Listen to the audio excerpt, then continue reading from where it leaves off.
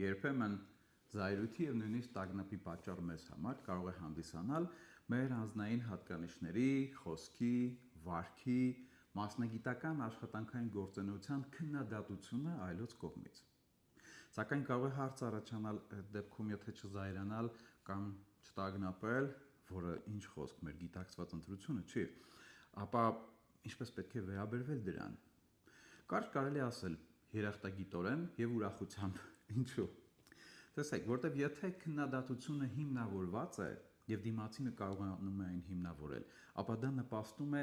միմիայն մեր զարգացմանը եւ հատկանիշների կամ գիտելիքների կամ մասնագիտական գործունեության զարգացմանը, բարելավմանը։ Բնականաբար դիմացինը ծախսել է իր կյանքից ժամանակ, ինտելեկտուալ ռեսուրսներ, էմոցիոնալ ռեսուրսներ, որպեսզի նպաստի մեր զարգացմանը։ Իհարկե, adekvat կլինի վերաբերվել եւ հակազդել նման դեպքերում ուրախությամբ եւ դինել երախտապարտ այդ մարդուն։ Դե իսկ եթե քննադատությունը հիմնավորված չէ,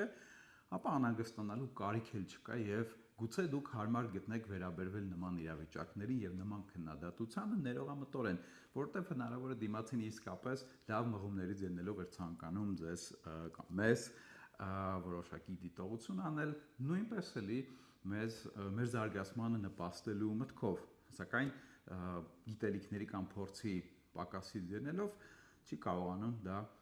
հիմնավորել կամ նույնիսկ իր ընկալումները այս դեպքում գուցե չեն համապատասխանում իրականությանը։